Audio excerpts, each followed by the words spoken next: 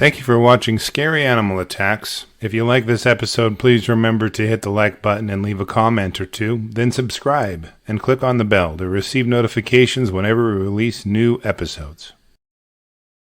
Thank you for watching Scary Animal Attacks. Today's episode takes us to the deepest, darkest jungles of the heart of Africa. In the tropical jungle of Sierra Leone, the canopy is draped over rugged mountains. Plant and animal diversity is so rich here that it would take multiple pages to list the different species.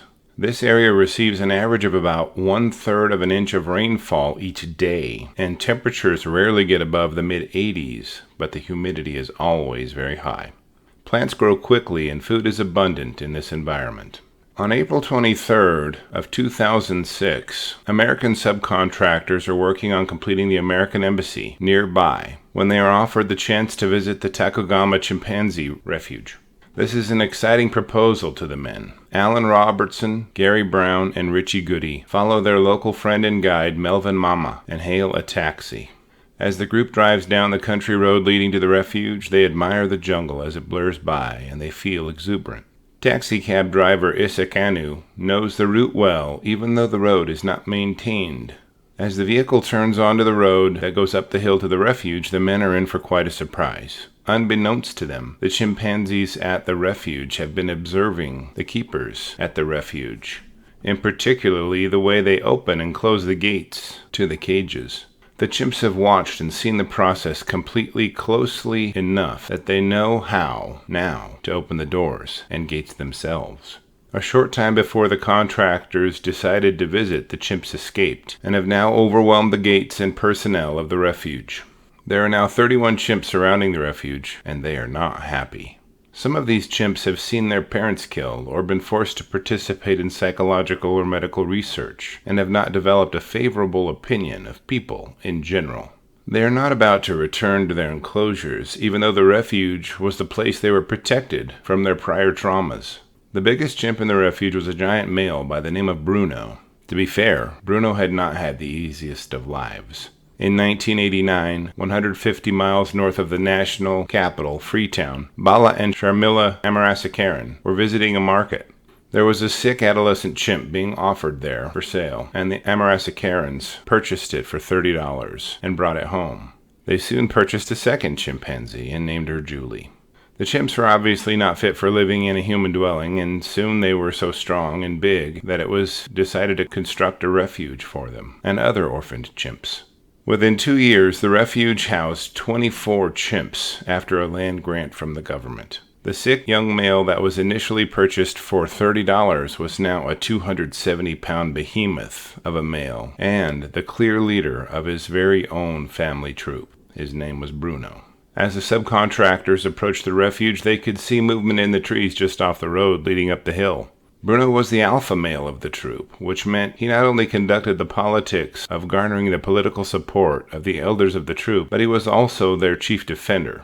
In chimpanzee troops, it isn't necessarily the largest and most violent male who leads the troop, as the elders are the ones who elect the alpha, if you will.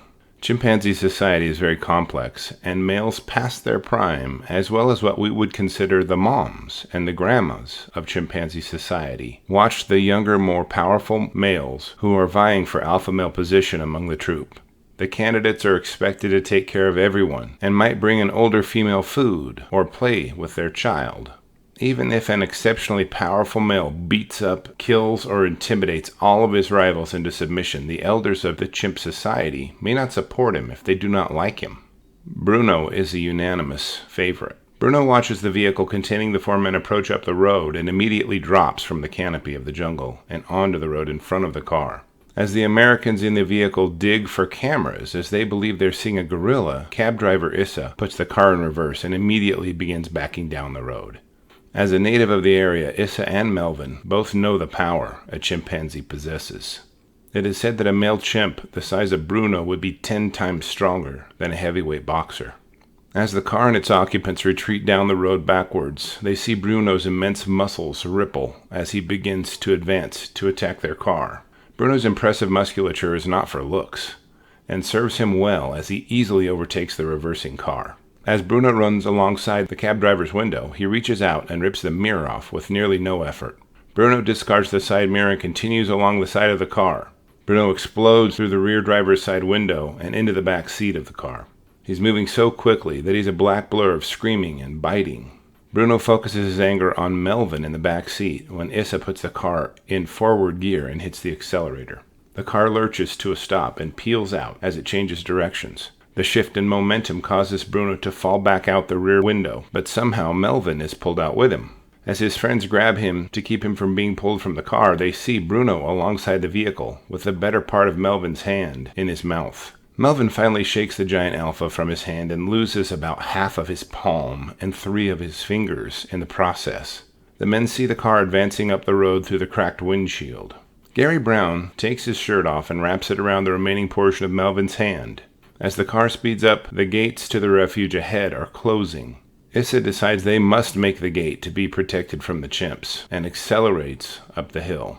The other men in the vehicle try to get him to stop, but the car collides with the gates violently, temporarily knocking out some of the men. The car is just inside the gates now, and Bruno and his troop are beginning to surround and approach the vehicle.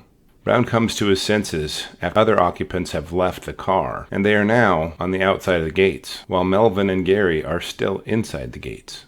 Gary can hear Melvin outside crying for help, and he immediately feels rage ignite inside of him as he exits the vehicle. He sees Bruno standing over Melvin and begins to yell at him. Bruno takes this as an obvious challenge and stands to his feet and charges Gary. As he charges, Bruno's head throws back and forth as he screams and yells in rage. He holds his arms above his head as he approaches Gary in an attempt to intimidate him. As Gary stepped out of the vehicle just moments earlier, he grabbed a big tree branch with a fork in the end of it from the side of the road. Gary brandished it for his defense and steeled himself for the fight against Bruno as the chimp screamed in rage during his approach. Gary's an average-sized man around 5 feet 9 inches tall and weighs about 205 pounds, and he feels dwarfed by the 6-foot-tall and much larger alpha male chimp. Gary yells in answer to Bruno's screams, and the two aggressively close the distance for combat. As Bruno charges, he lifts his head and chin high while screaming. That gives Gary an excellent target for his forked branch. As the two run toward each other, Gary jabs that forked end of the branch right into Bruno's throat, which lifts the giant chimp up off the ground and slams him onto his back. Gary flips the branch around and begins ramming the blunt end into Bruno's muscle-bound body. Over and over he strikes Bruno, and suddenly the chimp is gone. He rolls from under Gary and meekly slinks into the forest, pursued by Gary. As soon as the pair hit the jungle, Gary stops chasing Bruno. The giant alpha chimp has been humiliated by Gary in his own eyes and exhibits submissive behavior to Gary. Bruno averts his eyes and turns his back in a non-confrontational show of supplication.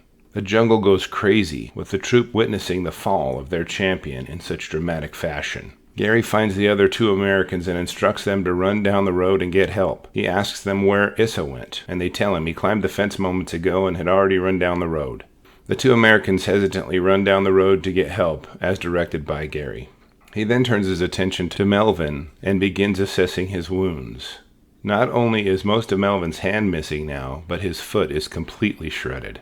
While Gary was exiting the vehicle, Bruno was crushing Melvin's foot in his mouth and ripping it with his hands. It is now a mangled mass of sagging tendons and flesh. There is no longer an appearance of a foot there at all. Gary and Melvin have a brief conversation about what to do next, and resolve to stay together.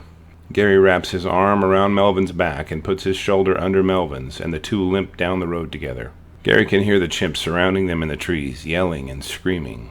They're not emerging from the canopy, but are raucous and loud with excitement. Gary looks around to where he left Bruno, and the massive chimp is still sulking by himself, right where Gary left him. A short distance down the road, Gary and Melvin see an army vehicle approaching them. The two men who left were successful in finding help. The soldiers help load Melvin into the back of the military truck, and they speed toward the nearest hospital. As Melvin is getting medical help, a car pulls up, and Gary sees a deformed mass of humanity in the trunk. The man's jaw has been torn from his face. Both hands and both feet have been torn or bitten from his body. His genitals have been bitten or torn off, and he has been disemboweled. Gary asks the male nurse what happened to this guy, and is shaken by the response. The man says, "This is Issa, Gary." The chimps had pursued him as he fled down the road and savaged him upon catching him. Had he fought like Gary, perhaps he may have lived. Of the 31 escaped chimpanzees, 27 returned, but Bruno was one of the 4 that did not. he and his small band of loyal friends melted into the forest. In the early 1970s, there were estimated to be 20,000 chimps in Sierra Leone, and today there are thought to be about 5,000. Today, the Tacugama Chimpanzee Refuge provides sanctuary for 100 chimps. The refuge has placed cameras in the jungle and is believed to have caught pictures of Bruno living with wild chimps in the area. He's had 7 years, at least, to consider returning to the refuge the way the others did, and he's never tried. Melvin recovered from his injuries and was the only other person other than Issa to sustain serious injury. Gary Brown is still tortured by the screams and violence that he witnessed in the jungle of Sierra Leone. Thank you for watching this episode of Scary Animal Attacks. If you enjoy our channel, please consider liking and subscribing to our channel and click that bell icon to receive notifications of new episodes. Have a great day and be careful out there, because you don't want to end up on an episode of Scary Animal Attacks.